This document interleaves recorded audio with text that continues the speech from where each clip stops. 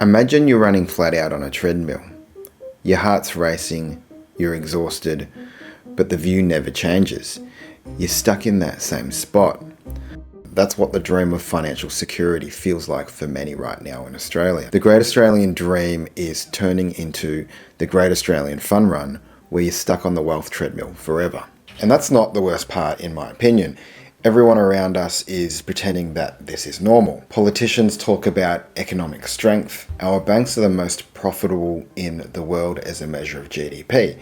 But it's all good. Meanwhile, Aussies are trying to figure out how to own a home without the bank holding a mortgage over their heads for their entire working life. They're trying to figure out how to raise a family without running out of a buffer, or trying to figure out how to make sure they've got enough for retirement, or how they're going to look after their parents when their health turns. Let's be honest, this country isn't working for normal people anymore, it's working for everyone else. If you're 35 and trying to buy a home, you're probably staring at 800 grand listings in suburbs your parents wouldn't have ever driven through. If you're in your 40s, you're working hard just to keep the bills paid and maybe scrape something into your super. And if you're in your 50s or your 60s, you're quietly panicking that your retirement plan is just hoping the kids will move out eventually. We had a society where normal people would go to work, pay their taxes, and in return they'd have access to the basics: affordable housing, affordable healthcare, education, and a particular level of security. That is why Australian has been a choice by immigrants over the decades. But the system doesn't work like that anymore. That's because the system doesn't reward hard work. It rewards things that produce low economic benefit. It also rewards asset holders. Here's what I mean. Let's say someone sells a house and they make 150 grand profit. That's not from working. That's from the house going up in value while they slept. Because of the capital gains discount, they'll pay tax on only half of that, so 75 grand of income. Even at the top marginal tax rate, that's around 33,500 in tax. Now let's say you earn 150 grand from your job, from hard work, real hours. You'll pay over 40 grand in tax. That's a system that literally taxes effort more than luck.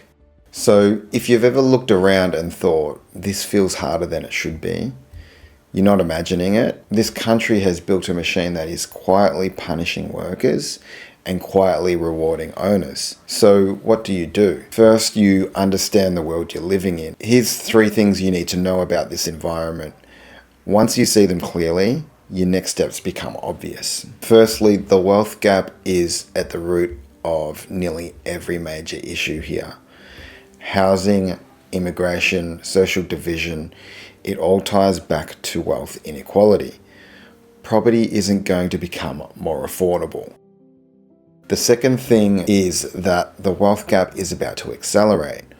Why? One reason is that because older Australians are seeing the writing on the wall. Inflation has blurred the lines of what enough means in retirement, so they're snapping up assets to protect themselves and to help their kids avoid a lifelong servitude to a mortgage.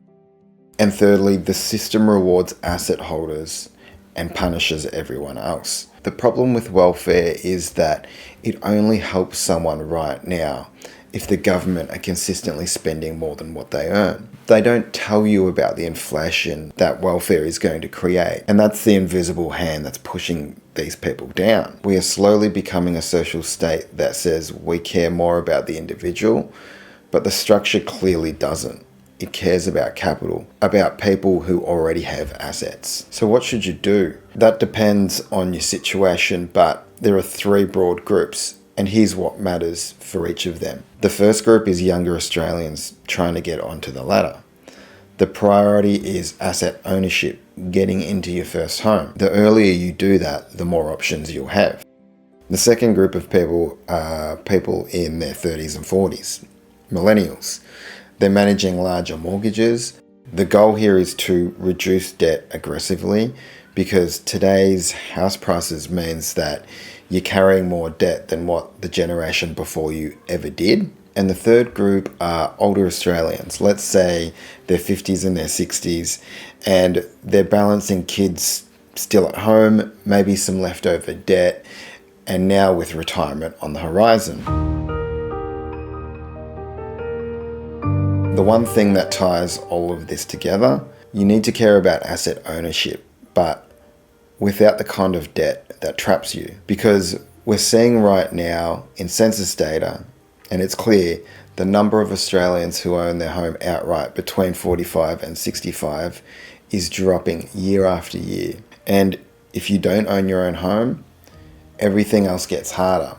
Buying other assets, planning retirement, helping your kids, and supporting your parents. We need to own assets without letting debt own us. That might sound controversial in a culture obsessed with investment property fueled by debt, but it's worth asking, if it's losing you 20 grand a year, is it really an asset? When I first started my business in 2011, after leaving the bank, I made it my mission to help people make it financially. One of the first things I did was I learned about property because, let's be honest, Australians are obsessed with it. Property isn't that hard to understand, believe it or not. It's just supply and demand, just like how we're taught in school. The rabbit hole for me started when I realized I didn't understand the supply and demand of money, because that's the major driver of property prices. The question, how does money actually work, pulled me in around 2015, 2016, and I've been studying it ever since. And what I've learned is this: the way our system works is engineered to widen the wealth gap. And it's because of how it's built, it widens faster over time. It compounds. It's an exponential graph. What that realization has meant for me personally is that even though I've started with very little and have come a long way, I've recently had to come face to face with the fact that I still need to go further. Not for status or anything like that, but to care for my future kids, my future family. So if I could boil all this down into one thing, it's take action. You have to do something. And I'm here to help people that want to take action wherever you're at in life. If that's you, there's links below. Book a time, have a chat, because the truth is, if you don't take action in this environment, there's every chance the system will leave you behind. Cheers.